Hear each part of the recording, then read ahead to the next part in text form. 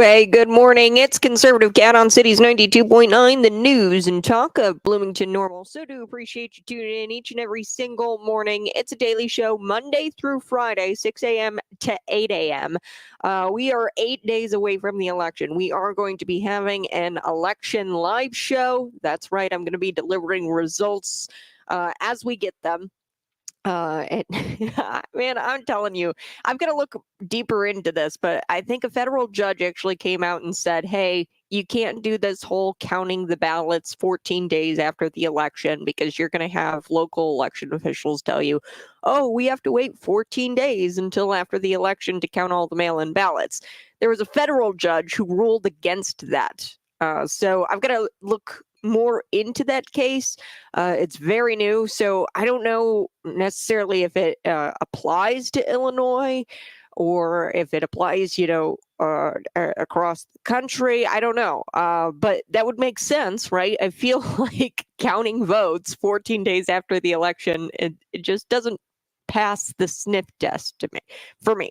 And it didn't either for this federal judge. The federal judge said, no, we're not going to do that. And he ruled against that. It went to court and he said, nope, you can't do that anymore. So I would imagine that states would have to follow that ruling, but we'll have to see. I'm going to do some more digging on that and provide you a story tomorrow.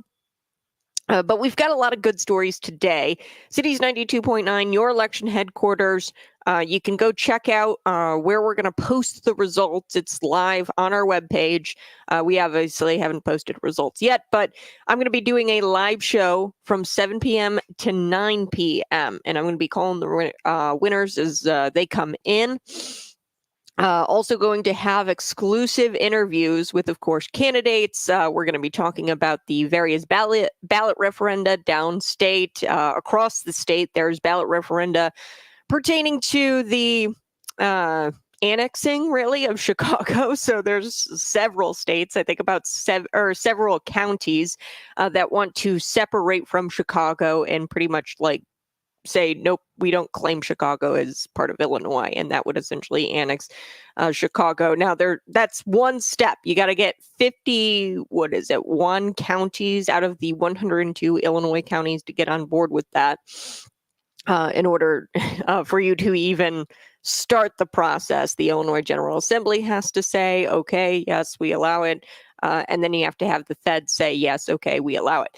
And that's all going to really kind of depend on this election. So if those referenda pass, those 7 counties in the state, we're looking at about 33 counties. So there's still a lot of counties who need to put this on their ballot and vote yes on it in order for it to even get the ball rolling here. But we're going to be keeping an eye on that ballot referenda. We're going to be looking at the sales tax hike in Champaign County.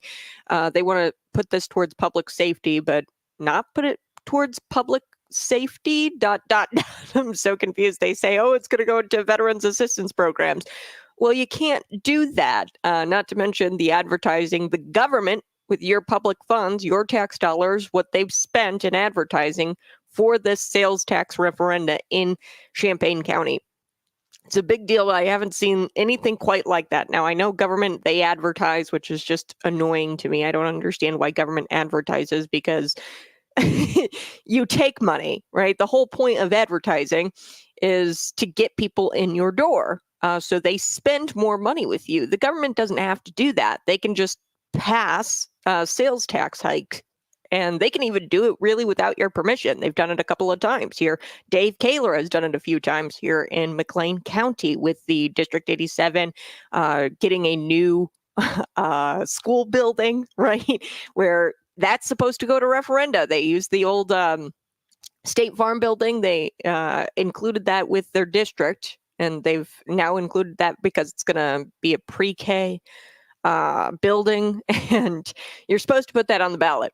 And it's called taxation with representation, but they didn't put it on the ballot because Dave Kaler made it to where he circumvented the law, and they were able to get away from putting it on the ballot and asking the voters, hey, is it cool if we raise your taxes by incorporating this building or by bringing this building into our district.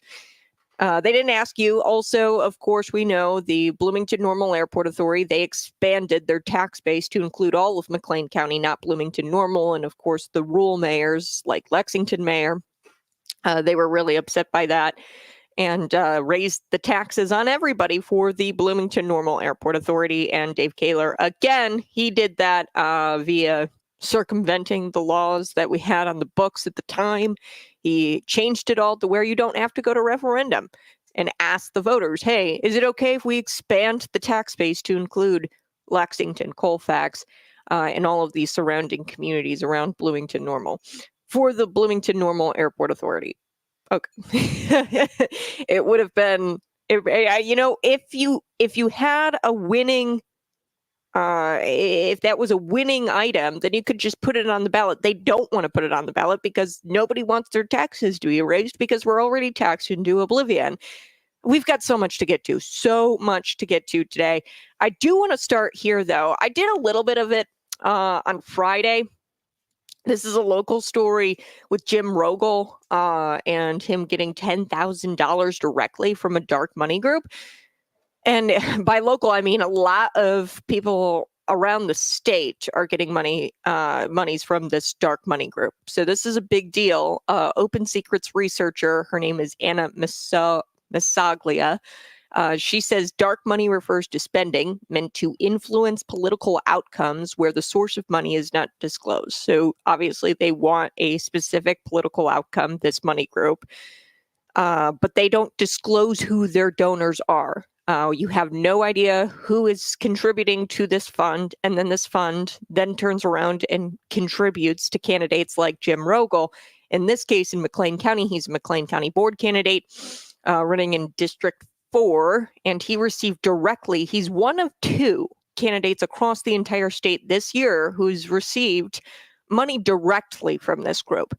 Now, this group also contribute to the Democrat Party of Illinois and a ton of different county central committees. So Whiteside County Central Committee, Democratic Central Committee, of course, the McLean County Democratic Central Committee, and it's just all over the state, this dark money group. So $27,000 to the Democratic Party of Illinois.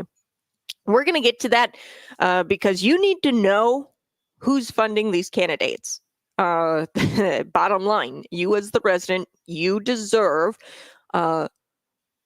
answers when it comes to who's funding these people, because these people are representative of you. And if they're taking money from different individuals, you need to know who they're taking money from. That can influence your vote. So I'm going to talk about that. Also, Tampon Tim, he's out there. He has a hilarious meltdown. It's kind of funny. And he claims that Democrats are taking football back. I didn't know it was a Republican thing. Honestly, I didn't know football was a Republican thing. I was like, okay. Now, I am not a football. I'm not a football fan. I don't watch football. I did watch the Formula One race. I know. I love Formula One. I can't help it. I love Max Verstappen. The FIA does him dirty, though, because they gave him all kinds of penalties this weekend, like a 20-second penalty. He deserved it, of course, in the pits. And oh, I was so upset. 10 seconds is like a astronomical penalty, but then you've got 20 seconds. I don't know. I think they hate him because they ain't him. My guy's Max Verstappen. McLaren's doing really well. Trump was in the McLaren pit, by the way, this year. I think he was at their Texas race, and after that, McLaren just started winning. They hadn't had a win all season long, and then as soon as Trump was in the McLaren pit, they all of a sudden had all of the wins. Kamala Harris, she came out, she said that she likes Formula One. I don't believe it. I think that she just likes the wokesy parts of Formula One. It's European. It's really woke. And Hamilton, she said that her favorite driver is Hamilton, and he is just an extreme leftist, right? But that would make sense. The Democrats, they own and they operate the FIA. That's probably why they gave my driver, because he's not into all of that. They gave him 20-second penalties. It's probably why, because he's not out, Black Lives Matter, gay pride, like all the other drivers do. They've got the gay pride helmets and things like that. But yeah, that's leftist. And the NFL is somewhat leftist because they do this like BLM pandering every year. They do it around Black History Month, and then they also do like the gay pride stuff. So I don't know what he means by taking football back. Football was never taken by Republicans. In fact, I would probably make the argument that the NFL is completely Democrat controlled and woke. The players, I don't think, are woke, but the industry itself, much like the Formula One. Now, NASCAR, definitely, that is something that Republicans have a stronghold on. Republicans watch, operate. NASCAR doesn't bend the knee really to this wokesy nonsense. So I don't know what he means by Democrats need to take football back. What? But we're going to get to Tampon Tim having a little hissy fit there. Also having a hissy fit is CNN. CNN, this panel, they lost it after Kevin O'Leary, he dropped a truth bomb, a massive truth bomb on Kamala Harris's so-called election. Kevin O'Leary, he simply points out that, hey, Kamala Harris, she didn't get any votes. She didn't get any votes in the primary. And really, Hillary Clinton didn't win the primary either because they've got these things called super delegates, and they come in and they stole the primary away from Bernie Sanders. The most undemocratic party is the Democratic Party. So we're going to be getting all of that here in just a couple of minutes. I do want to start with these races being funded by dark money. This is a dark money group. It's called Local Jobs and Economic Development Fund. Notice the terminology here, Local Jobs and Economic Development Fund. Who would be against jobs and development? Who? Nobody in their right mind would be against local jobs. That's why they named it this. Okay, this dark money group, they named it very deliberately Local Jobs and Economic Development Fund. It's based in Delaware, okay? So in 2022, where do they get their money from? Well, we don't really know. This is the best we can kind of track where their money comes from. It's from the grants they receive. But there's donors from all over the place probably contributing to this fund, and you have no idea who those donors are. We can kind of track who is funneling money into this fund, this Local Jobs and Economic Fund, by looking at their grants. So in 2022, the group received over $1 million from the Tides Foundation. Now, we know what the Tides Foundation is all about, right? And the reason why the Tides they legally can't donate directly to candidates or causes, the Tides Foundation, because they're a nonprofit organization, 501c3, and they legally can't do that because of, they have different taxes and they're looked at differently by the IRS. And there's, all kinds of laws surrounding nonprofit organizations and how you can contribute your dollars. And you can't do it with you can't do it with political stuff. You can't do anything like that. So, but they are through essentially what I call money laundering. They, through grants, provide money to organizations like the Adala Justice Project. Look it up. Okay. The Adala Justice Project is insane. They are a radical leftist group. If you go on their Instagram, one of the posts there, it's like a bunch of 4 or 5-year-olds, and they're marching, and they've got like a sign that says Zionism has got to go or something, and the kids are chanting, hey, hey, ho, ho, Zionism has got to go. Zionism, folks, is simply just the belief that you believe Israel should be its own state and should be a Jewish state, that the Jewish people are entitled to having Israel. That's it. That's all Zionism is. I am a Christian Zionist. I believe that the Jewish people were promised the land of Israel and that they should get to stay in Israel. That's all Zionism is. Most people are Zionists, especially if you're a Christian. A lot of Christians are Zionists. But the Adala Justice Project, extremist group. The president of this organization was actually arrested recently for a Gaza encampment. She and her husband were affiliated with this university, actually. So I think the husband, her husband, the president's husband, was like a professor of some kind, and there was a Gaza encampment, and they got arrested for vandalizing things and being violent, right? So this is a radical group, and I'm not trying to exaggerate that. That's just the facts. That is a radical left-wing group, and the Tides Foundation, which is backed by, of course, Governor J.B. Pritzker and George Soros. We know this. The Pritzker family, they are contributing to groups like the Adala Justice Project through their Tides Foundation.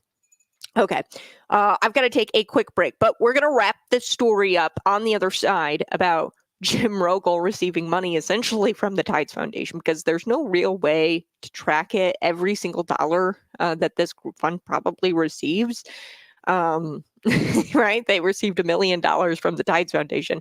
How can they ensure that that $1 million is going directly towards like this group here, or not political causes, right? I don't know what else the Local Jobs and Economic Development Fund actually contributes to, but it just looks like it's like a shell group, honestly, where they funnel money into this and they give it to candidates and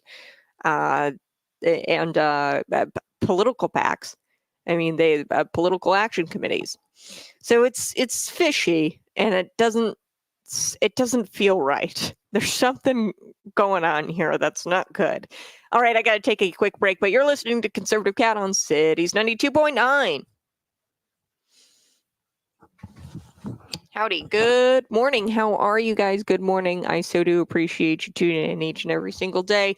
On Friday, I talked a lot about this Local Jobs and Economic Development Fund, but I wanted to provide a little bit more context of what dark money actually is. So talked with an open secrets researcher. Her name is Anna Massoglia. I'm going to butcher her name. I got to look up the pronunciation, but Anna's very, very nice. She's a very smart researcher, and she was talking about dark money with me. So dark money refers to spending that's meant to influence political outcomes, where the source of money is not disclosed. Okay, so obviously people have everything to gain. Now, all I can really find out about the Local Jobs and Economic Development Fund, they say that they're a group that supports clean energy solutions in local jurisdictions. Now, the problem here is that this group does not disclose who donates to this fund. And that's not right, because you've got residents, who could possibly be voting for Jim Rogal, and they have no idea who is supporting him. So a lot of people are not fond of the clean energy solutions like solar panels. You've also got wind farms, things like that. People are not fond of that as of lately, especially in these counties like McLean County. Even the carbon pipelines, we're not fond of that, because it's kind of like pseudoscience, where you've got these things kind of combusting randomly, and that's not even a joke. The solar panels quite literally just randomly start on fire. Olympia High School, Augustana College, there was a field of solar plant panels in Farmington, Illinois, that just randomly combusted. I could go on. The Walmart rooftops, they were using solar panels, and they had to stop because they kept catching on fire. So there was a big issue with these solar panels, and a lot of people don't like that it's eating up farmland, and we're taking away our precious food source, really, in our land with these things. I mean, there's a 12 square mile. This is ginormous. This is probably going to be the second, if not one of the largest. I know the largest one is 41,000 acres. In Illinois, 41,000 acres of complete, just all solar panels. Like, that's insane to me. Then you've got this one, it's 12 square miles, which I think is just slightly lower than the 41,000. So it's like the second largest solar farm that's planned for Will County. It's right where I grew up. And it's kind of sad, I drive down Smiley Road, and it was like a really windy country road, and you get to see the deer kind of pop out, and It's just this gorge. It's just country, it's farmland, it's woods, it's, a beautiful area. There's little creeks all throughout there, and it's all going to be decimated and destroyed for this solar plant. And it's honestly quite tragic. But you've got this dark money group, probably very pro solar plant, okay, and wind farm, and eating up our precious farmland for these clean energy projects. And you've got local candidates who serve on these boards who have the ultimate decision-making power over projects like that. And when you don't know who these donors are, especially when this group has ties to George Soros and Governor J.B. Pritzker, who else is contributing to this fund? These are very powerful people with deep pockets. You think Jim Rogal's going to listen to you, the little guy in McLean County, or is he going to listen to the people who are contributing $10,000 to his campaign, and you don't even know who those people are?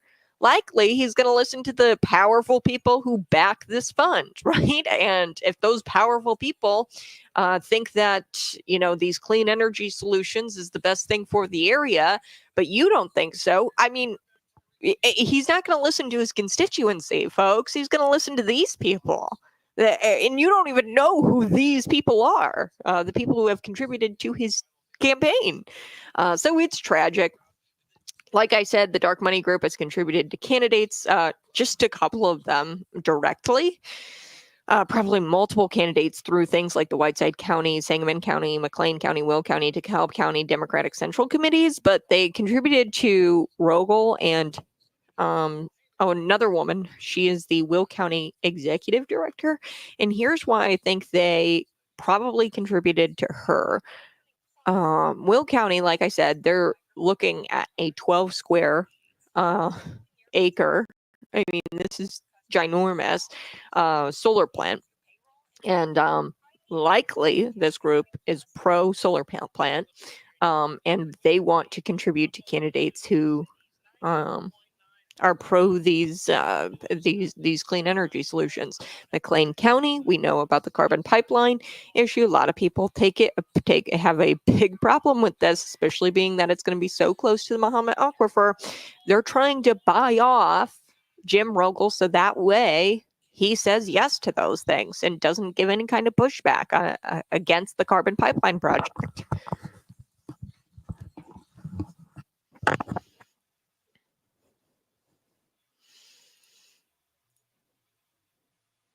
Woo! Hey, good morning. It's Conservative Cat on Cities 92.9, the news and talk of Bloomington Normal. We will be getting to the CNN panel. They threw a hissy fit, of course, because Kevin O'Leary, he dropped a truth bomb.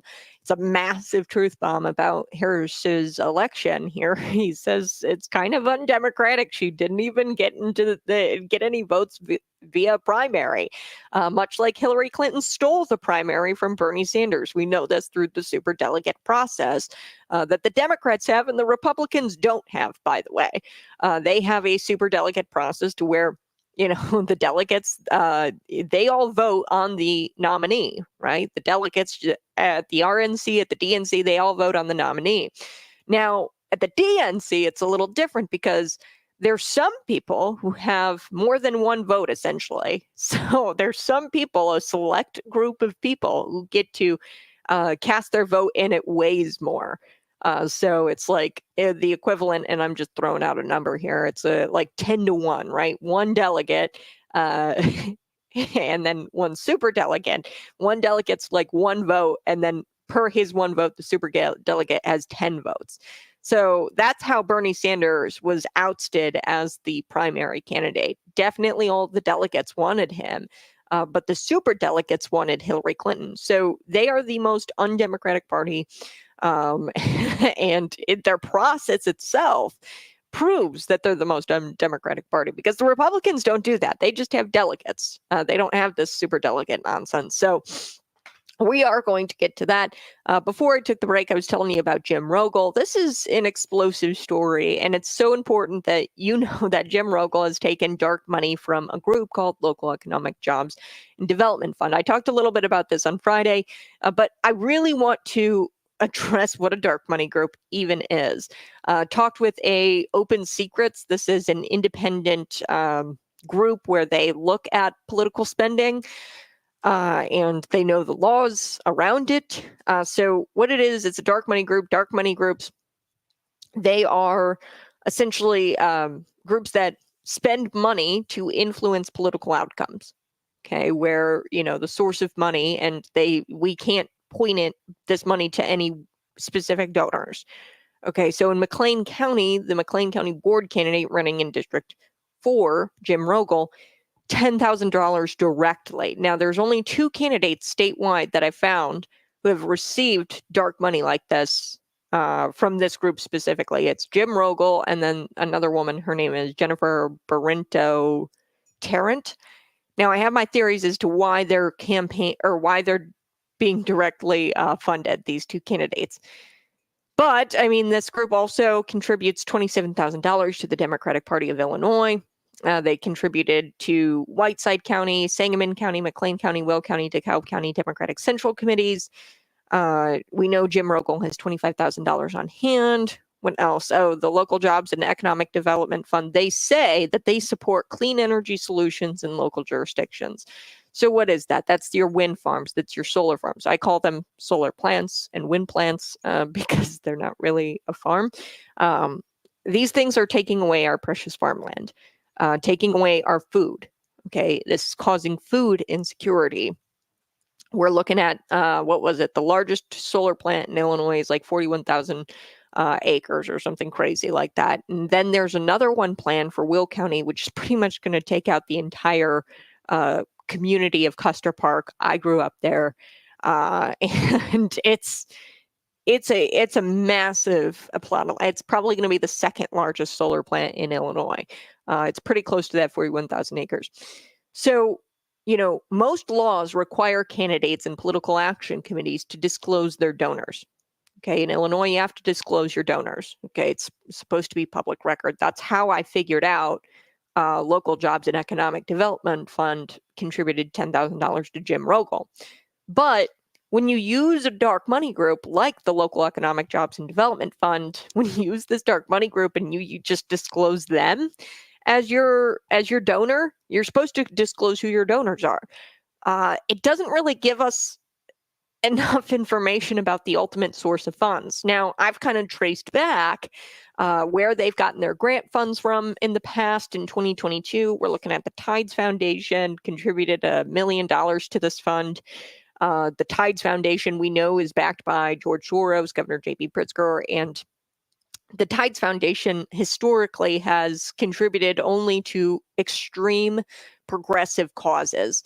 And they're not even really supposed to contribute to political causes, but they do it through this really weird money laundering roundabout in the law where they contribute to a nonprofit organization like a 501c4.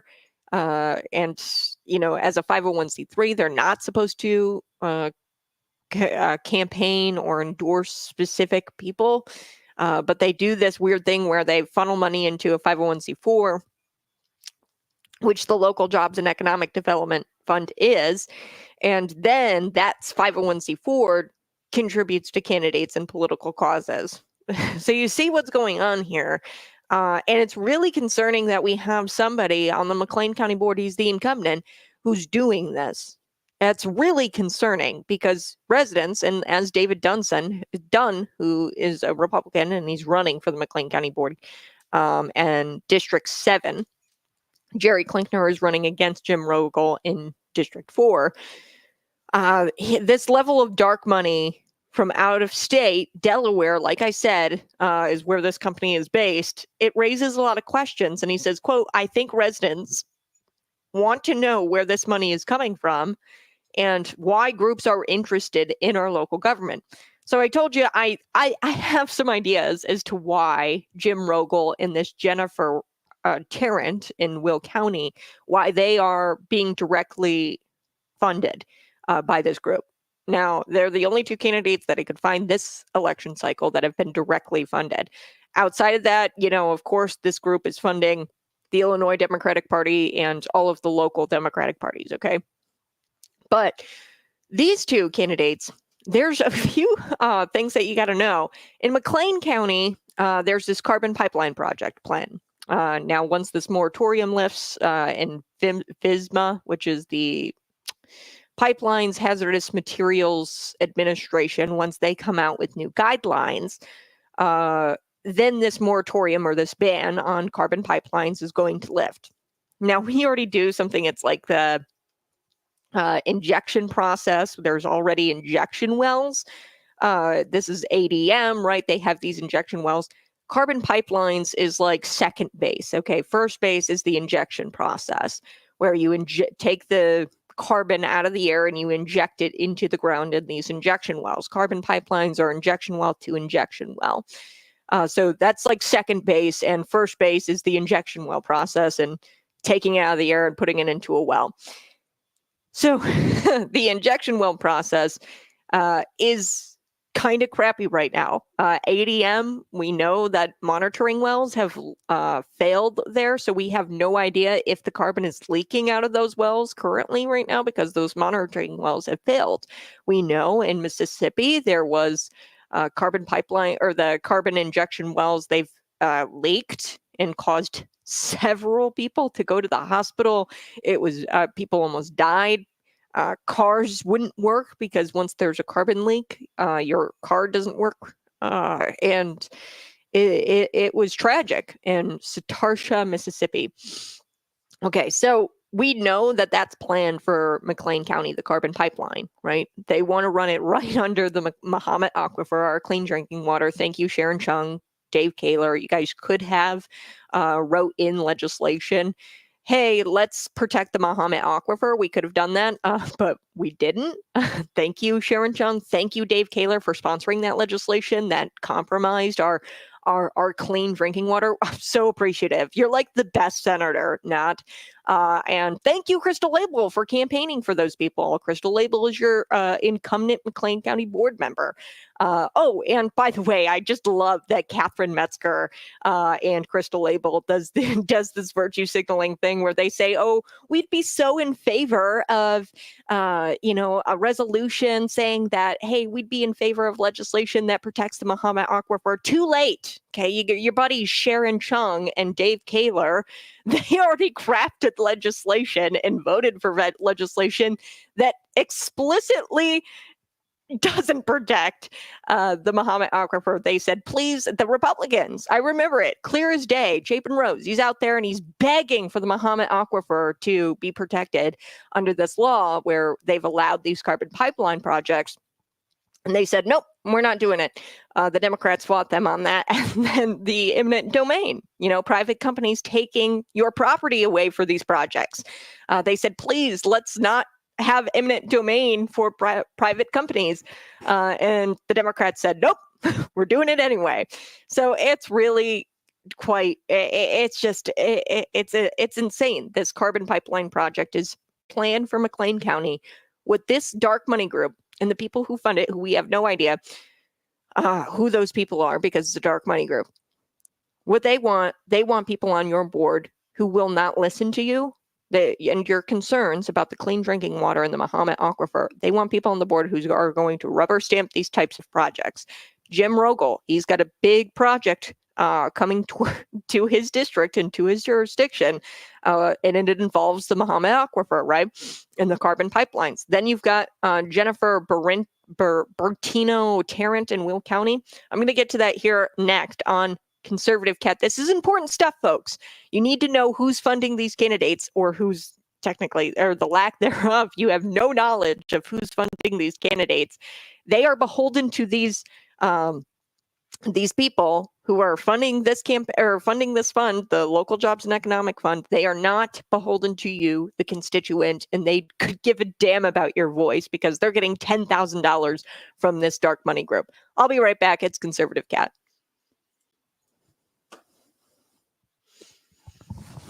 Hey, good morning. Smash that like button, and we're going to be right back explaining Jennifer Tarrant in Will County. This is so crucial that you know and you understand. Follow the money. follow the money. The money will tell you everything you need to know. So there is this big solar plant project planned for Will County. I told you about the carbon pipelines, right? In Jim Rogal, his jurisdiction, they want to make sure that they're funding candidates who will rubber stamp these projects and not listen to the constituents and their concerns about these projects. There are legitimate concerns about the carbon pipeline projects. There are legitimate concerns about the solar plants. Taking away precious farmland. And you got to get candidates in there who care about what the constituents have to say about those projects, and not these dark money groups, not these dark money group types who don't even have the cojones to say who they are. Okay. The best we can do is say it's Governor J.B. Pritzker and George Soros, because kind of like the Tides Foundation have granted money to this group. But yeah, overall, crazy. We're going to be right back. You're listening to Conservative Cat. Go ahead, subscribe to the channel right now and smash that like button. We're going to be right back.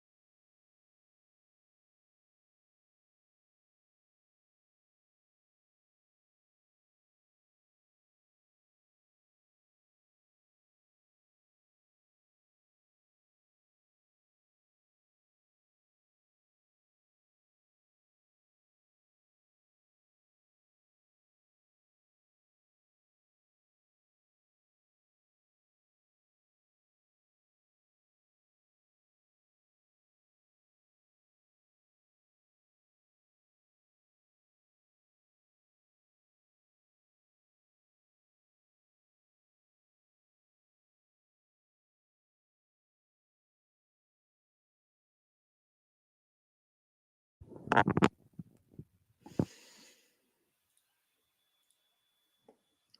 Hey, good morning. It's Conservative Cat on Cities 92.9, the news and talk of Bloomington Normal. And shows like this are not possible on Cities 92.9 unless you visit our advertisers and tell them you heard their ad on Cities 92.9.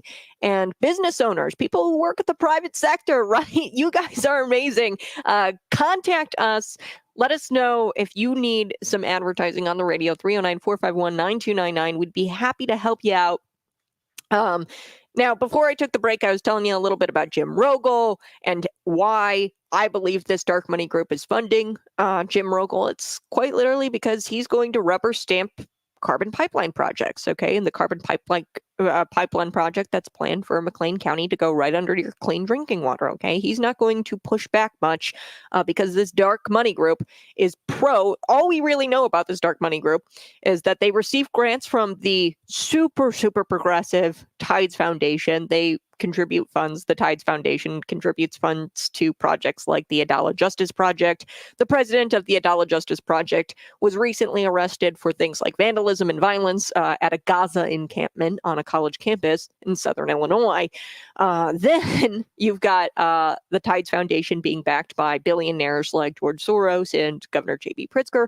Why in the world would they be contributing money to a local McLean County board candidate? Feels weird and creepy. It honestly feels weird and creepy. But like I said, there's this carbon pipeline project planned for McLean County. And follow the money, folks. Follow the money. He is going to be beholden to these people we don't even really know, the local jobs and economic development fund, people who contribute to this fund to support clean energy solutions in your local jurisdictions. And people have legitimate concerns about the carbon pipeline project, legitimate concerns. And before we took the break, I was telling you about Jennifer Tarrant. Same thing. She's running as the incumbent McLean County executive. She is a challenger, Charles Mayer, who explained it's an uphill battle to face off, not to mention the uphill battle these poor candidates have to face. There's no way you're winning a race. And now, unless money doesn't win races anymore, which I don't believe it does necessarily. But it's hard to run a race against an opponent who has deep pockets, who has George Soros in their pocket. Like, think about that. Jim Rogal has George Soros in his pocket. How in the world are you going to go up against a candidate like that? Republicans have had a tremendously challenging time raising funds. And part of that is because Democrats are controlling the workload in our state and local governments, right? So the projects, Democrats control the projects, these solar plants, the money, right? The solar plants, the carbon pipeline projects, the companies who want these things, they sign off the contracts and the workload. Same thing with the unions. The unions contribute to the Democrats. I told you this because they're awarded the government contracts. That's why the unions like Democrats. As Don Harmon, the Senate president, said, unions wouldn't be anything without Democrats, and Democrats wouldn't be anything without unions. You scratch my back, I scratch your back. Something to that effect is what he said during the DNC this year. So these folks go out, they get the money. They already know what they're planning. Okay, they already know the carbon pipeline project, and Jennifer Tarrant here, she already knows that there's a solar plant planned for that area.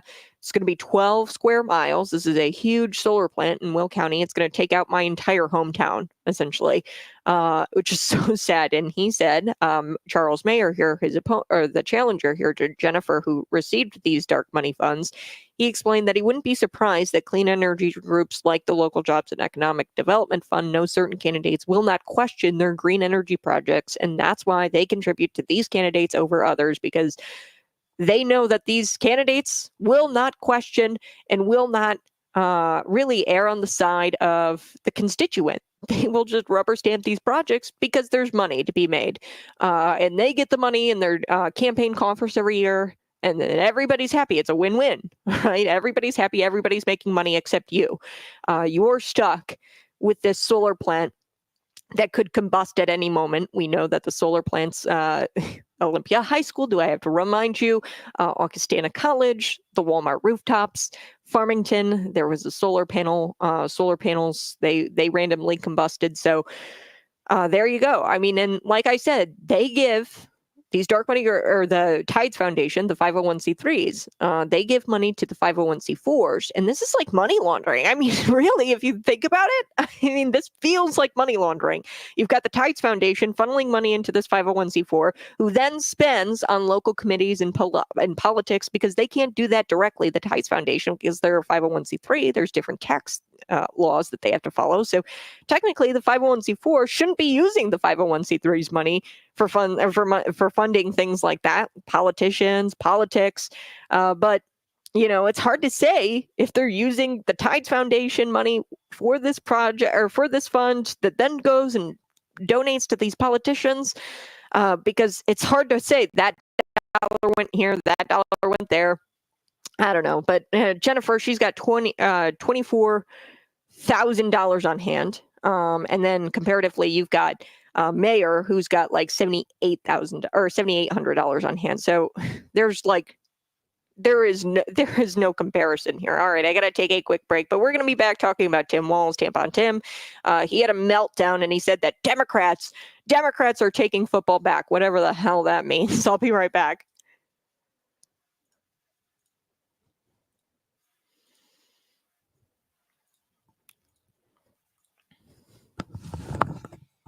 Oh boy. Hey, good morning. So do appreciate you tuning in each and every single day. College, university workers, development, job and research money funnel, not new. Projects are backed by our tax dollars and are on the back and risk of the most vulnerable ESG scoring. Yeah. So yeah, I appreciate it. They get a ton of small donations that are really coming from a mega donor. Right. Exactly. So, I mean, he's getting like $10,000. Jim Rogal is getting $10,000 from this little fund. And really, I mean, it's George Soros backed. If you really look at the money and you follow it, he's like getting money from George Soros, essentially. Weird. And like, that's terrifying. Let me look up Jerry Klinkner. I know Jerry Klinkner is his opponent. I'll look up how much funding he's got. It's going to be sad. And, but like, that's how you know who to vote for. Really, just go to illinoissunshine.org and then type in your candidates' names and look at who they're back. This is how I know who to vote for and who not to vote for. Okay. I will leave it blank if people are getting dark money. Okay. So you've got Jerry Klinkner. Oh, wow. This is insane.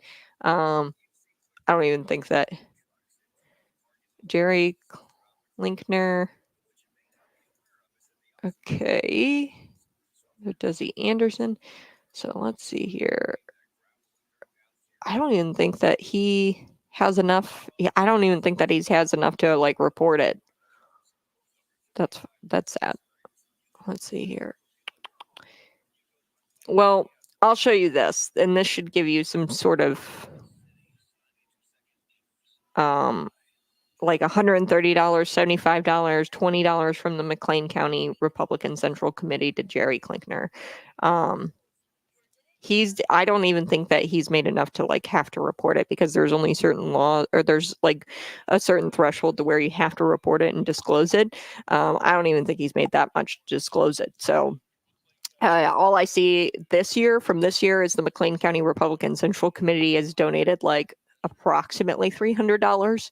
And then you've got Jim Rogal, who's made $25,000, right? Which I'm not trying to disparage people who make money campaigning or get funds to campaign. I'm not trying to say that, but it should be telling that you've got big names like George Soros backing these candidates. And then you've got your little guy here, Jerry Klinkner, who has like neighbors contributing like $5 here, $10 here, $100 here from his local Republican Party, right?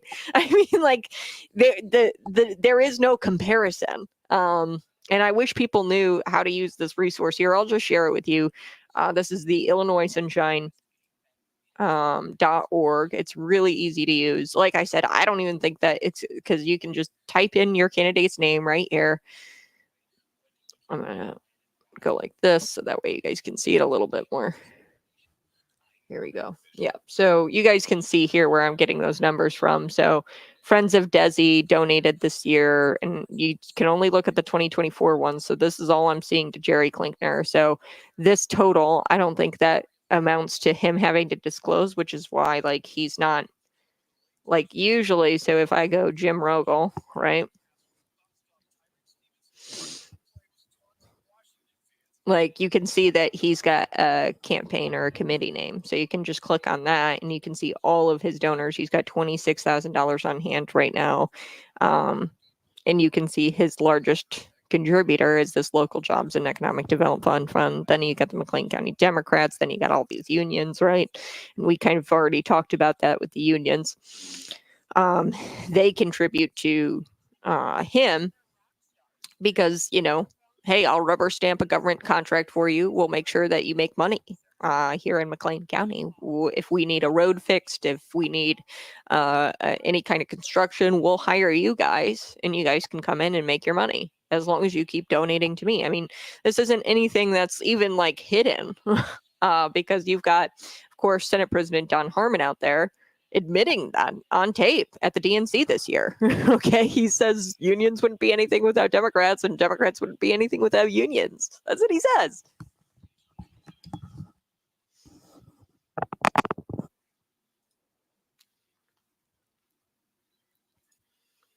Woo! Hey, good morning. It's Conservative Cat on Cities 92.9, the news and talk of Bloomington Normal. Smash that like button on the YouTube channel and subscribe today. Just type it in your search bar, Conservative Cat Show. There is an alternate reality out there, I guess, in the multiverse, right? If you want to think of it this way, Kamala Harris could have had a spine or could have not been anti-Semitic, in my opinion, chose Josh Shapiro as her running mate. Thus, she would have taken Pennsylvania easy out of, you know, even the as a toss-up state. She would have probably won the election, but because of the anti-Semitism, she didn't pick Josh Shapiro because he had too many vowels in his last name, right? And the whole Kamala Harris comparing herself to Esther, oh, that really peeved me off. We're going to be talking about her running mate, Tim Walz, the person that she actually chose, thank God, because this means she's going to lose the election. Next, here at the top of the hour, because Tim Walz had a meltdown, and I got to share it with you. He says, Democrat Party we're going to take football back. What? What are you talking about, Tim? We'll be right back. It's Conservative Cat on Cities 92.9, the news and talk of Bloomington Normal.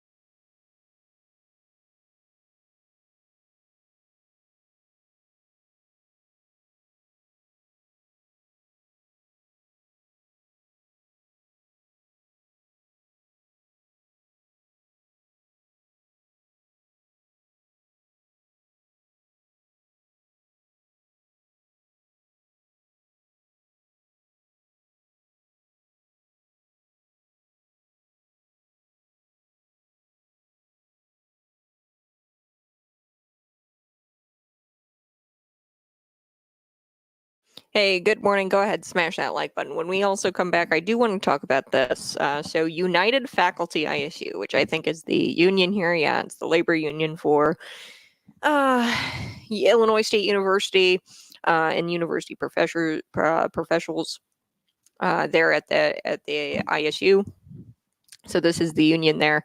They say in a Facebook post a few weeks ago, we shared how our average salary by rank stacks up against other public institutions in the state and region. Many of you noted that our salary, or that your salary, the Illinois State University professor, was still below the average. This week, we explored how many of us are paid below the average salary at the university, along with the state and region. The majority of us were below the average at every rank for the university. So it gets so much worse compared to the region.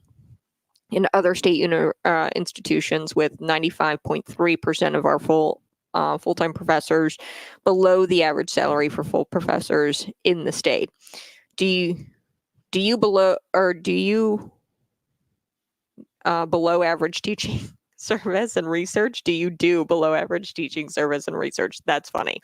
Why does the university think it's okay for many of us to be paid below average? My God, I can't even with this. Okay, let me do some digging here. I want to figure out what the reading rate and or like what the statistics are for Illinois State University, because I can guarantee you that the students are not like exceeding expectations when it comes to their academic performance. But also there's so much to unpack there, where 95.3% of full professors at Illinois State University are paid below the average salary for professors. There's so much I have to provide here for context. The average pay for a professor is $153,000. Okay, compare that to the average pay of somebody in Illinois, just the average Illinoisan. That's probably double, if not triple, how much people get paid here in the state of Illinois, outside of the state profession of university professor, right? Average regular people probably make around like 60, 70 a year, something like that. So there's so much here that I got to get to, because this is incredible. So we'll be right back with that. Smash that like button, and we'll be right back.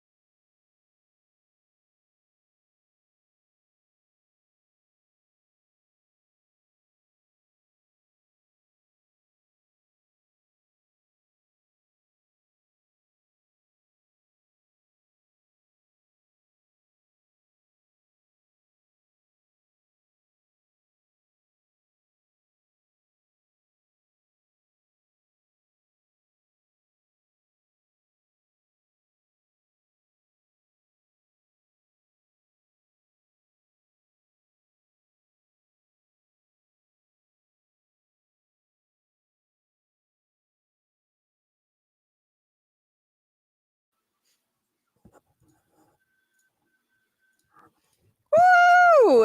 Hey, good morning. It's Conservative Cat on Cities 92.9, the news in Talka, Bloomington Normal. Tim Walz. I told you before we took the break I was going to be talking about Tim Walz. And, like I said, in an alternate universe or an alternate reality in the multiverse out there, Kamala Harris would have picked Josh Shapiro had it not been for her anti-Semitism, really. I think that's what it is. She should have grown a spine and picked this guy because she would have taken Pennsylvania out of the equation here. She would have won, I believe, the election. Whoever wins Pennsylvania, I think, wins the election. Donald Trump is winning Pennsylvania, folks.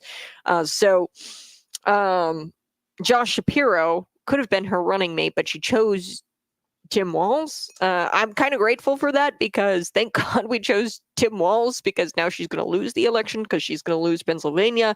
Josh Shapiro, he of course is Jewish. She didn't pick him. And before I took the break, I told you about how, Kamala Harris compared herself to Esther, essentially. So she's been out there, especially after this whole Jesus is Lord business, where somebody at her rally said Jesus is Lord after she went on some sort of rant about abortion and how you need to have an abortion. Somebody shouted out at her rally, Jesus is Lord. And then she looks at them and she says, I think you're at the wrong rally. There's a smaller one down the street you can go to. And she was referring to the Donald Trump rally. So after that comment, of course, she has been trying to get out there and act as if she's a Christian.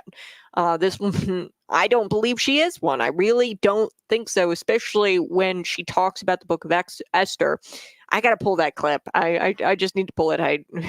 But I can summarize it. The clip, she says, there's some scripture that talks about Esther.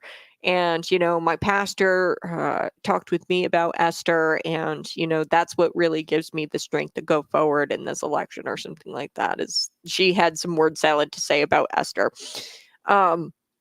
Here's the thing. There isn't just some scripture that talks about Esther. It's an entire book. It's called Esther. Right.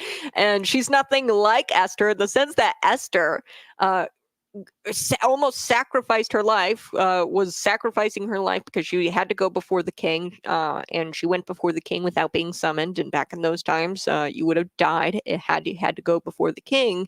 King Xerxes, her husband, she was the queen. Persia, right? We know that's Esther, and she had to go before the king to asked to save the Jews. One of Xerxes' little right-hand men, I forget his name, one of his right-hand men, he signed a decree or put a law on the books that said, hey, we're going to kill off all the Jews. We're going to annihilate the Jews. See, this has been going on since biblical times, okay?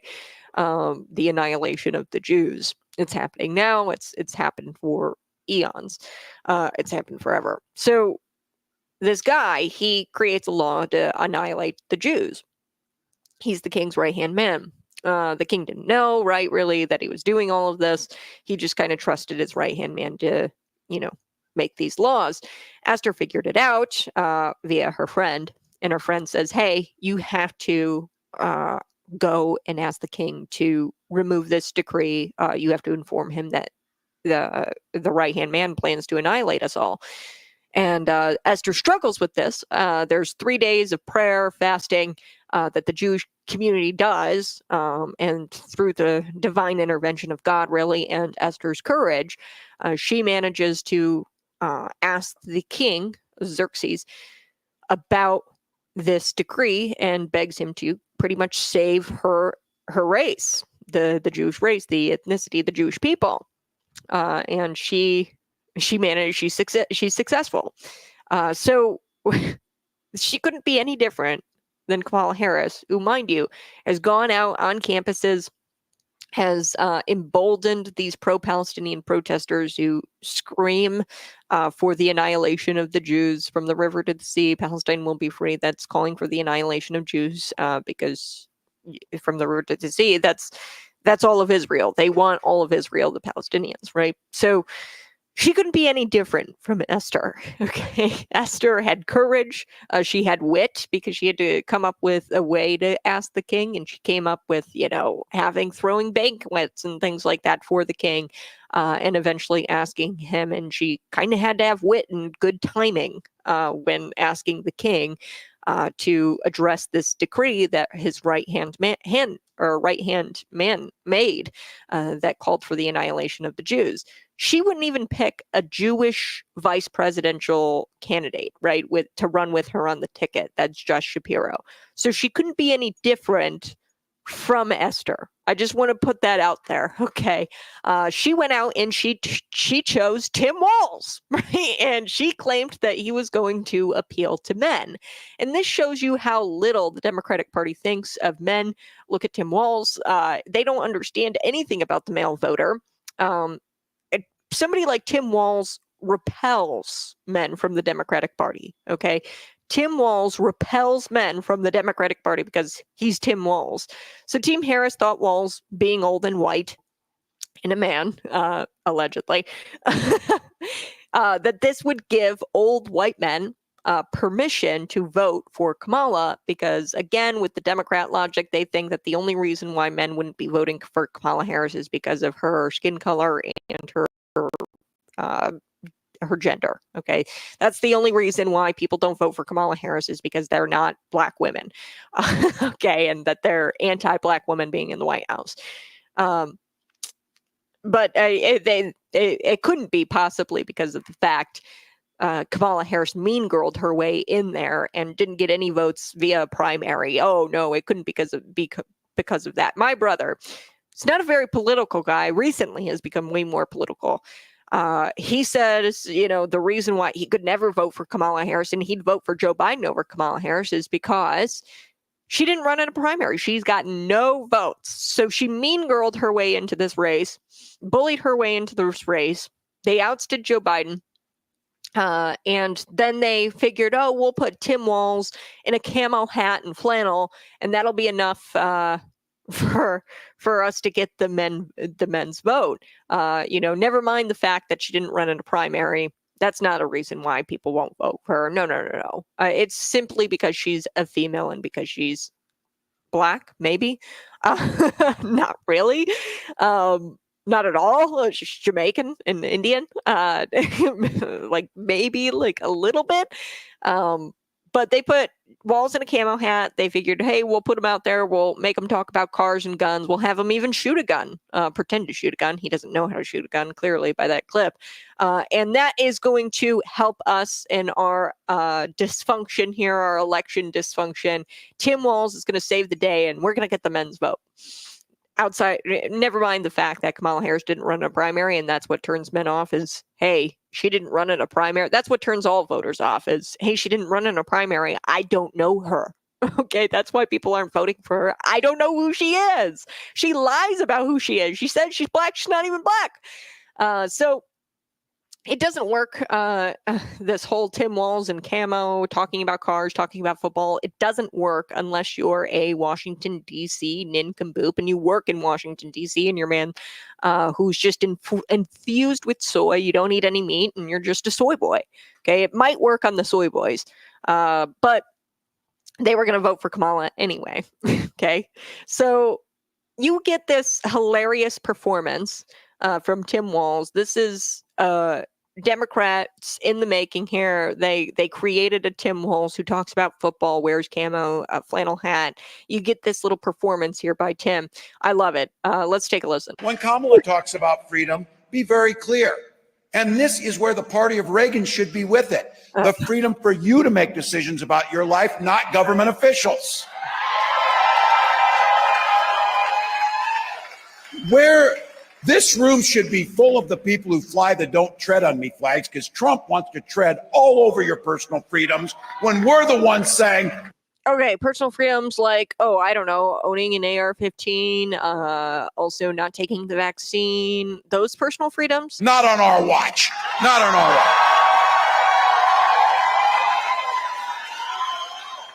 We need to start flying that flag, I'll tell you that. Because in Chicago, we took back the flag from them at that convention. We took back freedom from them. And I'll be damned if Donald Trump will lecture me about family values. So we take family. family values like taking a 14-year-old to an Indigo Girls concert and a gay bar, and then later resigning as a teacher and a football coach in 1995 because you were forced to, because the parents lodged a complaint that you took the 14-year-old to a gay bar and a concert. Those family values.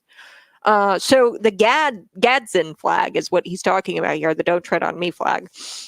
And he goes, we're taking back that flag. The Democrats, are taking back this flag, despite them calling this flag a symbol of hate. No, quite literally, the FBI, the DOJ, they were weaponized against people who were sharing this flag out there.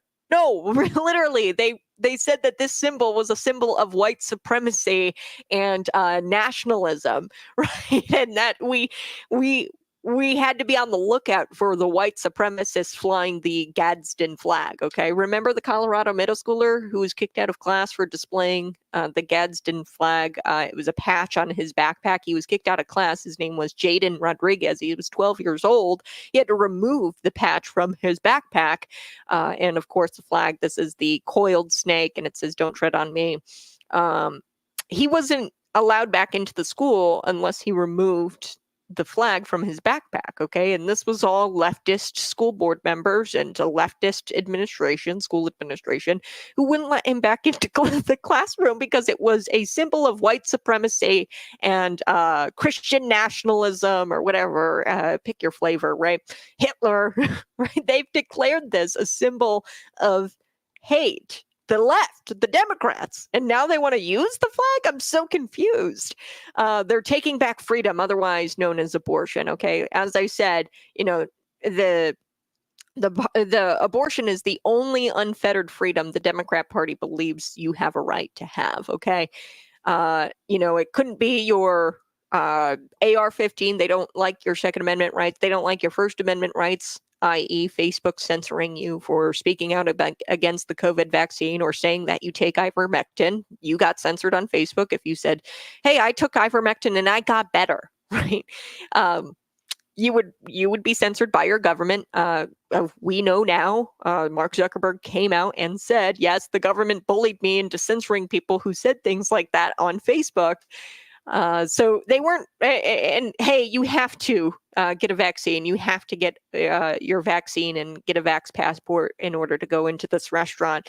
I drove around in the state of Illinois, right? I drove around in my car. I was deemed an essential employee, right? Right to work, right? The freedom to work. They took that away from you. They took away your ability to pursue happiness.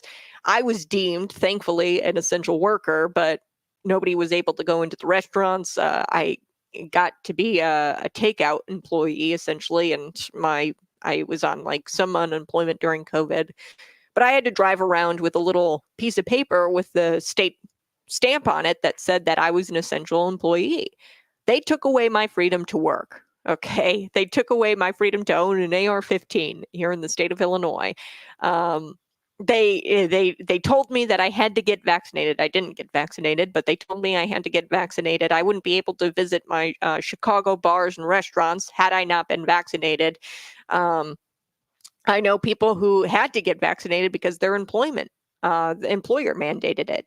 State Farm officials, school officials, so State Farm employees and school employees, they all had to get vaccinated. So they're only for freedom when it comes to unfettered abortion. Okay, that's what the Democrats are talking about here when they're talking about freedom, right? That stupid song that Kamala Harris plays. They're against any other freedom. And maybe they're pro parents having the freedom to mutilate their children's genitals. I think that they're pro freedom when that's, but they're against any other freedom. Okay, they have constantly shown animosity towards things like the First Amendment, the Second Amendment. Okay, they've taken me off YouTube. I'm not allowed to say things. The First Amendment. They've been after me via the big tech companies. So that's First Amendment violations. So they don't mean freedom when they say freedom. They mean abortion, unfettered abortion, and they mean gender mutilation or genital mutilation through this thing called gender affirming care. I do need to take a quick break, but we're going to be back with this. I've got a couple of clips I want to play. He says, they're taking back family values. Donald Trump's going to lecture me on family values, says Tim Walz, the guy who took a 14-year-old kid to a gay bar and then abruptly had to resign from his position as coach back in 1995. That's what really bothers me, is that you've got all these signs people are holding up that says Coach Walz on it, right?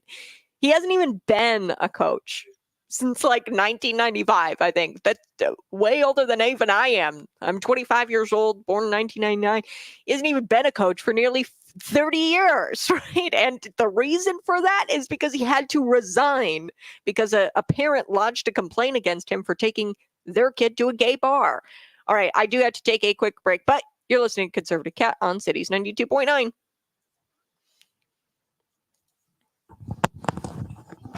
A gay bar.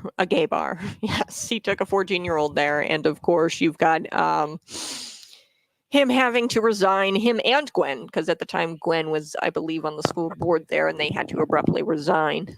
They put in their resignation letters, and it was because the school board had made a motion to fire their asses. Okay, so I mean, are you really a coach?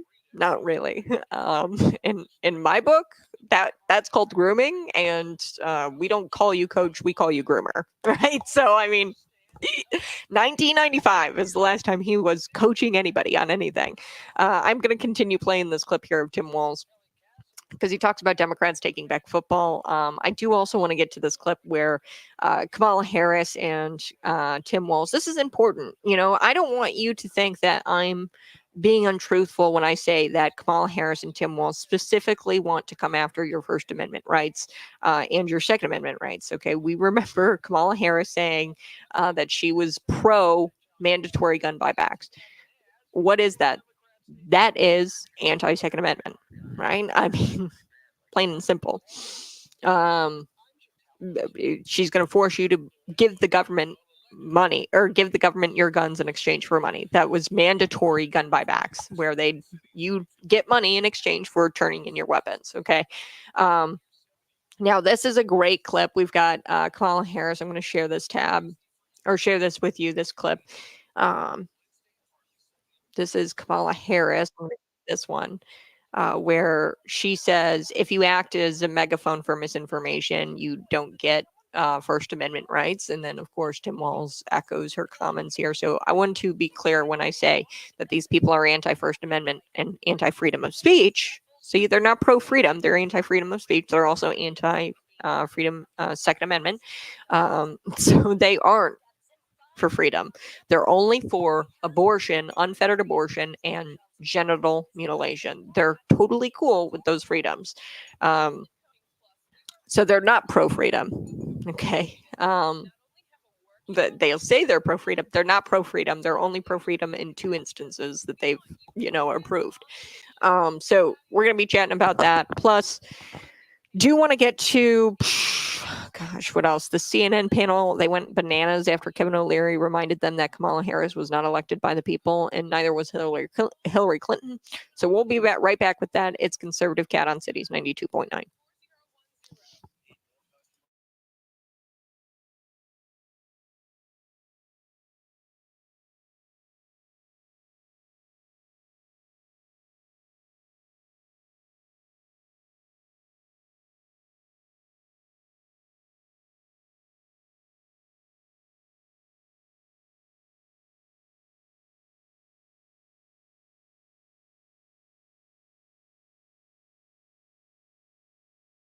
Okay, gonna get to some of your comments here. Typical name calling, what Trumpsters do. Look, I do it kind of accurately. Okay, Tampon Tim, he put tampons in little boys' bathrooms. Okay, that's why people call him Tampon Tim. He signed legislation that was pro putting tampons in boys and girls' bathrooms. So he signed that legislation, right? Expanding where you can put tampons in school bathrooms. Okay, that's why people call him Tampon Tim. Second of all, I called him groomer. What else did I call Tim? Soy boy. Okay, I mean, this is all quippy stuff. I'm not trying to be mean, but the fact is he is a groomer. I mean, it used to be called. I don't know when we got away from calling people who took 14-year-olds to gay bars or bars just in general, without the parents really consent or permission. I don't know what you'd call that. It is grooming. And he did put tampons in boys' bathrooms and boys' locker rooms. So no one talks about our Fourth Amendment rights being stripped away. You're so right. They're stripping away our Fourth Amendment rights, our privacy abuses, and calling it security and data analysis or system platform integrating. Yeah, I know. They use all of these big words, thinking that we don't know what's going on. Yeah, they strip you of your rights and privacies when you click, the terms and conditions for using even social media apps. They take away your rights. They're taking away your rights to privacy. Yeah, your Fourth Amendment rights are always being violated, not to mention the J6ers who had their homes busted into for like little to no reason, just because they were there that day. And yeah, so many illegal strip searches. It's really, it's quite sad.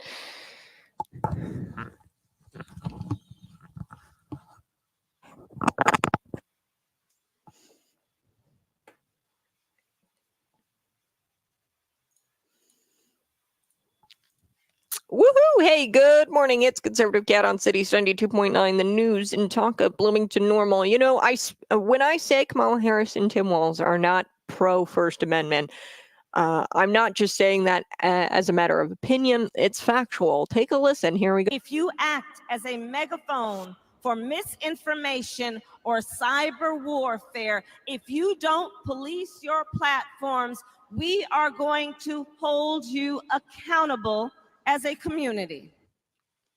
Okay, so if you spread misinformation like the vaccine actually gives young men myocarditis, if you spread that misinformation, what the government deems misinformation, we'll come after you.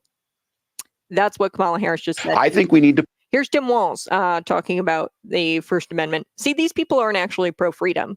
Okay, because if you don't say what they want you to say, then they're going to come after you and jail you, or worse, kill you. That's if you don't come out and do what they want you to do, they will kill you. That's what they did with the COVID-19 vaccine. They've mandated that you take the COVID-19 vaccine, and there have been side effects that include death, blood clotting, right? So they mandated you to do what they wanted, and as a result, it's death. Okay, so take a listen. Here we go. I think we need to push back on this. There's no guarantee to free speech on misinformation or hate speech, and especially around our democracy. I've said it before, and I'll say it again. Hate speech shouldn't be a thing. It's silly. I hate Hitler, right? I hate Hitler. That should be perfectly acceptable to say. Some people would say, oh, you can't say that because it's hate speech. Hitler sympathizers, i.e. the Democratic Party. Right? So they would say, oh, you can't say that because you're hating on somebody. Hate speech is perfect. It is acceptable to hate certain things. I hate the color blue, right? I can't stand the color blue. It's totally fine to hate things. It's morally justifiable in some or in some ways.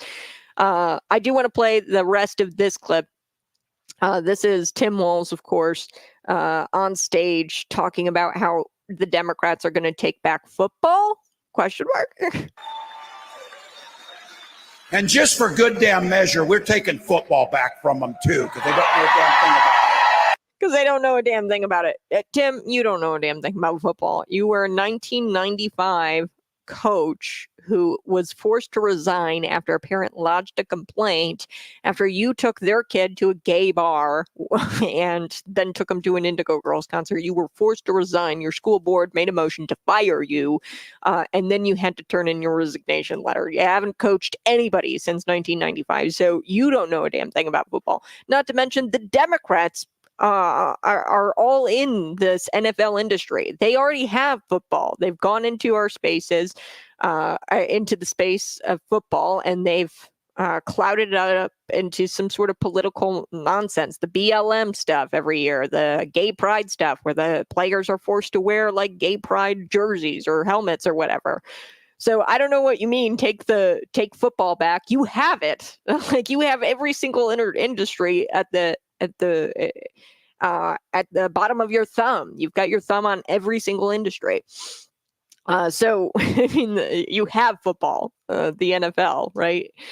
Oh man. All right. So I do want to shift gears. I do want to talk a little bit about the CNN panel. They went bananas after Kevin O'Leary reminded them that Kamala Harris did not win a primary, and also Hillary Clinton didn't win a primary. Okay. The only thing that the left hates more than Donald Trump is facts. Okay. The fact is Kamala Harris did not run in a primary. The fact is Hillary Clinton, she won the primary with the superdelegates, and really they stole the primary election away from Bernie Sanders with these superdelegates. The RNC does not participate in superdelegates or have superdelegates. Superdelegates are the delegates that have more votes than just a regular delegate.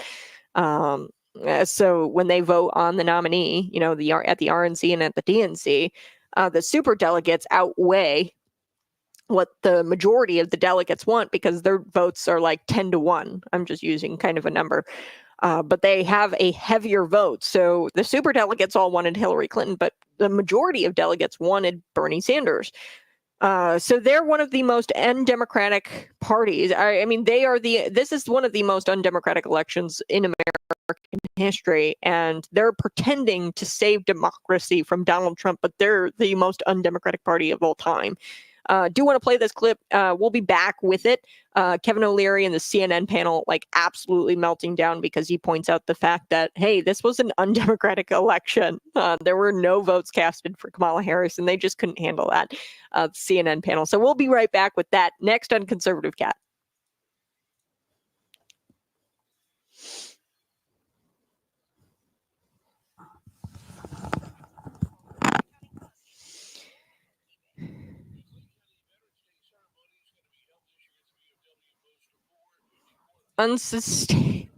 Unsubstantial. Oh my gosh, man! And go look at the primary documents where they took a vote, to fire Tim Walz. They took a vote. They made a motion. The school board at the time made a motion to fire Tim Walz. There's primary documentation that proves that, and then not to mention the resignation letters. The resignation letters of both Tim and Gwen, because Gwen at the time was serving on the school board herself. He was forced to resign. They made a motion. What do you mean? I mean, go look at the primary documents. Do I have to pull them up for you? I mean, I don't know. Did you not see the documentation where they made the motion to fire him? And then shortly after, before they took the vote to fire him, they put it on the agenda. Obviously, hey, we're going to vote to fire Tim Walz. They put it on the agenda, and you have to, kind of get a vote together to put it on the agenda. Now, before they could actually vote on actually firing his ass, they received the resignation letters of both Gwen and Tim back in 1995. Why would I make that up? Do you not know that there's obvious evidence? The receipts from the Indigo Girl concert, right? The gay bar. People have said who worked there, yes, we saw them. They were here, right? So I mean, there's witnesses that saw them at this gay bar there, and they didn't deny it, right? They actually came out in the New York Times, according to Gwen and Tim. They did do this. There was a puff piece done in the New York Times about this. Gwen, she did an interview with the New York Times, and they said, it was part of a, gay straight alliance program. We took the 14-year-old as a mentee, and we wanted him to feel comfortable in his own skin or whatever. Back in my day, right, we used to call that grooming. Anytime you take a 14-year-old to a gay bar, it doesn't matter if you're trying to, help him out with his sexuality or his sexual orientation. It doesn't matter. Under any kind of context, you take a kid to a gay bar, that's grooming. I mean, I hate to say that, but I mean, it's true, right? I don't, what? I don't understand. All right. Absolutely wild that people don't know this. I wish people would know. I would like do their own research, but you just got to go do your own research. First Amendment protects you from speech against the government. That's it. Speech against the government? What do you mean? I don't know what that means.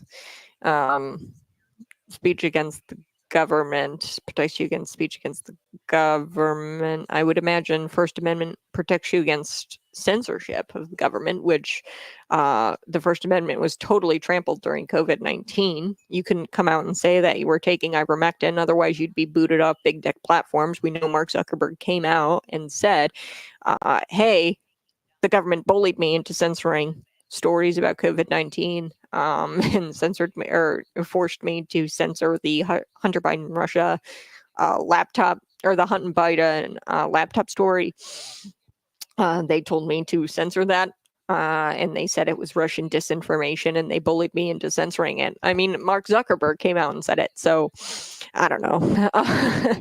When we come back, we are going to be chatting a little bit about the CNN panel. But you're listening to the Conservative Cat program. Go ahead and subscribe to the channel and then smash the like button.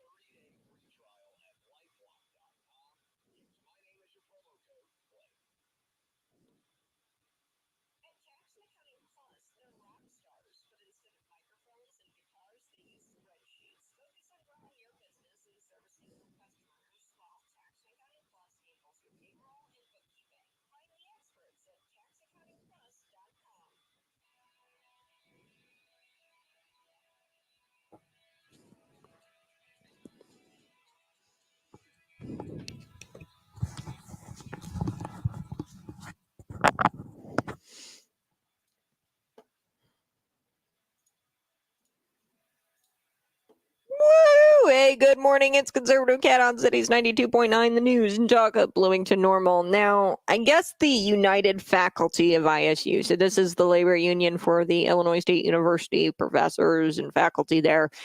I saw this on Crystal Label. She, of course, is, pro-union, woohoo, which is great. But she says 95.3% of full-time professors at Illinois State University are paid below average salary for full-time professors in the state. So the Illinois State University professors at Illinois State are allegedly paid less. I'd have to look at their study and the study they conducted. I haven't done a deep dive on it, but there's so much more context that I need to give you when it comes to state workers and professors of these universities and the numbers here. The numbers don't lie, okay? So you've got 95.3% of full-time professors at Illinois State University being paid below average salary. So below average salary, it might be $140,000. Okay, the average salary for a full-time professor in the state of Illinois, public university, is $153,000. Okay, that's the average salary. This is quite a bit of money. Okay, now if they're paid below the average salary, it could be like 140. It could be 100. It could be $96,000, something like that. It's not like they're getting paid pennies here, folks. They're getting paid very, very well, and guess what? They're getting paid with your money. Okay, so she says, Crystal Label says, this is not okay. For more context, like I said, the average pay plus benefits, $153,000 for university professors in Illinois. That's the average pay. So that means that they get paid lower than that. Okay. I want to provide more context in the sense that we have over 140,000 Illinois government sector workers. and retirees receiving more than $100,000 in annual compensation. So they could be retired and receiving a pension for $100,000 a year. Okay. Or they could be still working and they still receive $100,000 a year or more. We have 140,000 Illinois government sector workers, more than that, slightly more than 140,000. This is a 50% increase since 2018. So in 2018, we had 94,000 government members, with government members, meaning retirees and current workers, receiving a compensation of $100,000 or more. Okay, we pay regular Joe, taxpayer Joe, me, you, we pay some of the highest property taxes in the nation. Okay, and the reason we pay the highest property taxes in the nation is because we're propping up our government sector, because it keeps ballooning. From 2018, now that is for 6 years. In just 6 years, we saw a 50% increase in the government sector. It's ballooned despite enrollment being down consistently, right? I haven't looked at ISU's numbers, but in comparison to like 2018, right? I bet enrollment is slightly down. I'd have to look at the numbers, but across the board, public education enrollment numbers have been down. Okay, you can't deny that. But the administrative costs keep going up, which makes no sense. Why would you hire more administration and there's no students, right? Why would you do that? It's because you want to not work and work in the private sector. You want to suckle at the teat of the taxpayer, quite literally. These are a bunch of babies who are working in the government sector, and they're just propped up by the private sector. I mean, these people who are average Illinoisans, let's look up the average salary of an Illinoisan. It is nowhere near $153,000 or nowhere near what the Illinois State University professor is getting paid, okay? The average salary, wow, it's even lower than I thought. $54,000 per year. So we have a bunch of people who are making $54,000 a year, propping up the people who are making $140,000 per year. Okay, I bet Illinois State, it's never as bad as they say it is. Oh, they're making below average. Public university professors make. The average is $153,000. Okay, that's the average. So what? Are you making 150? Are you making 140? I really don't give a damn. Why? Because the regular earner in Illinois, in the private sector anyway, you've got $54,000.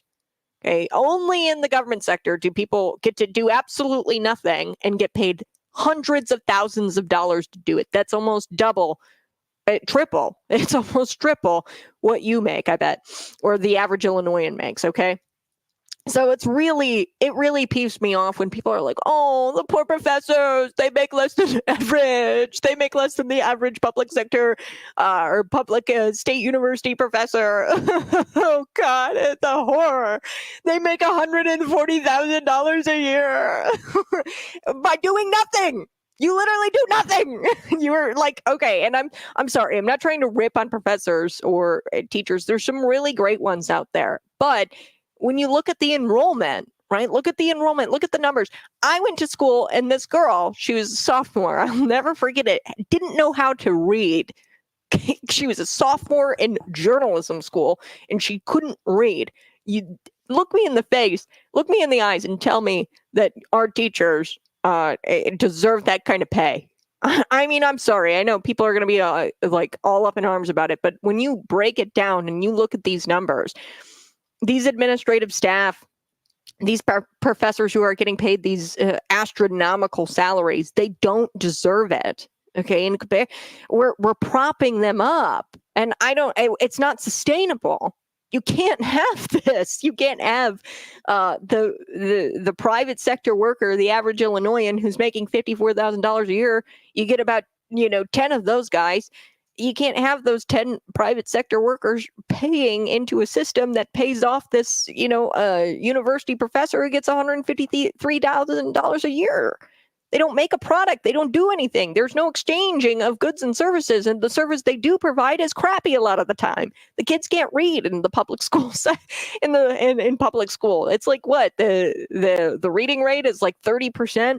About 30% of kids can read at grade level. Come on. All right, I do have to talk about this CNN panel. They went bananas after Kevin O'Leary pointed out the obvious that, of course, Kamala Harris did not win a primary. I didn't know, people didn't know this, but she didn't win a primary. There's nothing wrong with pointing that out, but CNN had a little meltdown because Kevin O'Leary pointed this out. Let's take a listen. Here we go.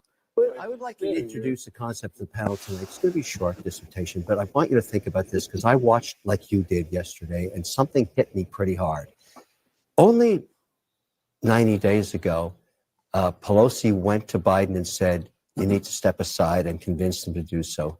He made the decision, and he did actually ask her, and we've now learned this, is she the right person to drive this home? He questioned that.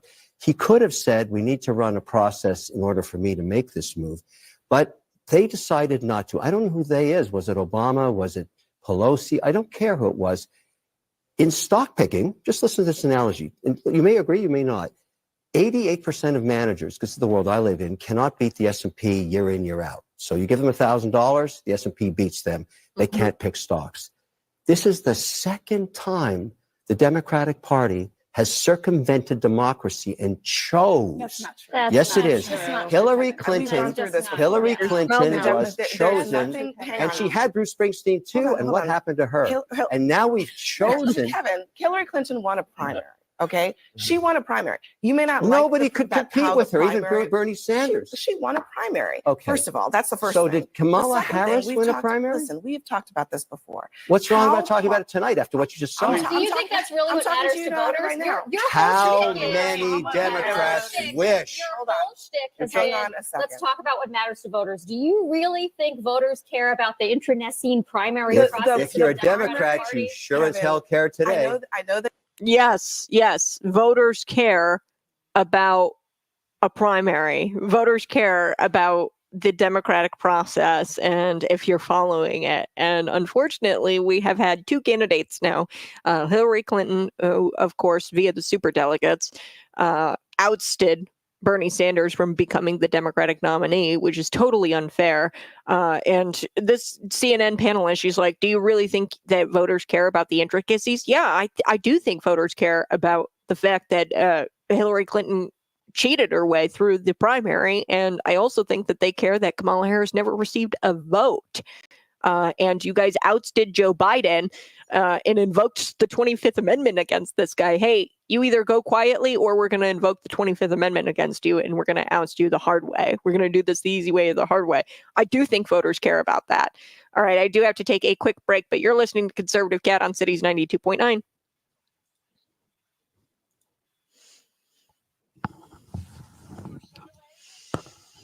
Good morning. Hey, this is Conservative Cat on Cities 92.9, the news and talk of Bloomington Normal. How about the classified documents? Stealing classified documents. God, you really watch MSNBC and religiously, don't you, pal? Talk about the Trump stealing the classified documents. Okay, I will. Okay, Joe Biden, first of all, he stole and kept them in like his Corvette in his garage, right? The classified documents. But here's the difference. The main difference here is that at that time, Joe Biden was vice president. Okay. There is a clause that talks about the president having essentially the ability to take documents and unclassify them. Okay. The simple action of taking them is unclassifying them. Okay. So he was exonerated from all of this. They haven't been able to make it stick. I think that I can't remember if that indictment. I'll have to look it up to see if he was exonerated from that one specifically. But this classified documents case, he was the president of the United States. Okay, we need to have a system where the president is able to take documents. He is the president of the United States, right? And, not to mention the nature of those documents, of course, it was about the Russia hoax. And they were able to disprove, that, Donald Trump was working with Russia to steal the election, right? The election deniers, the Democratic Party. That was probably the nature of these documents. But Trump didn't steal them. Okay, he was the damn president of the United States. Just think with your noggin here for a quick second. Does that make any sense? The president wouldn't be able to take documents, and declassify them. He declassified them. The simple action of taking these documents was declassified from him taking them, because there's a provision in the law that allows the president to do that. Why? Because he's the freaking president of the United States. Joe Biden, however, was not the president of the United States and was caught with documents as well in his Corvette in his garage. Okay. Meanwhile, you had Trump at Mar-a-Lago with these documents, and he had like full Secret Service, protection and everything like that. So, yeah. And then also Bill Clinton, he got caught with tapes in his sock drawer, and they tried him. Okay, look at the Judicial Watch. They tried him. Judicial Watch tried to get him on this taking tapes and putting them in his sock drawer, and they were classified, right? And that court ruled that, hey, because Bill Clinton was the president of the United States, he was able to unclassify them. Okay, and that's the president can do that. Essentially the president can take what he wants. Okay, and if we don't like that, that's fine. But precedent and the law says otherwise. Okay, you can have your feelings about that all you want, but it doesn't take away from the fact that he didn't break the law. Okay, so yeah. I'll talk about the classified documents case all day long. Okay, I'll do it all day long. Look at the Bill Clinton Judicial Watch. They tried to go after Bill Clinton for the same thing, and the judge ruled, no, you can't. You can't go after the president for simply taking things out of the Oval Office when he was president, because he's the president. ... So we are going to be talking a little bit about Kevin O'Leary here and this meltdown that the CNN panelists were having. People tried to convince you that Kamala was popular, and she's just not. She's just not popular. Okay, true popularity, you don't have to say that she's popular, right? Trump is popular. Nobody says that because we all know Trump is popular.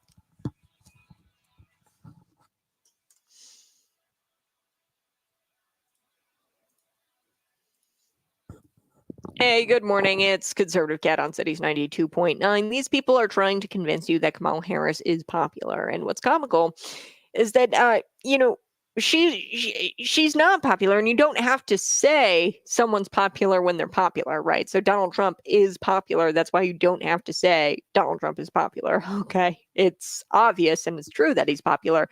People keep saying, oh, Kamala's popular. Kamala's popular. She's one of the most unpopular politicians in American history. How do I know that? She couldn't even win her own state. She couldn't get out of the Iowa caucuses when she ran in the 2020 primary for the presidency, right, to be the nominee.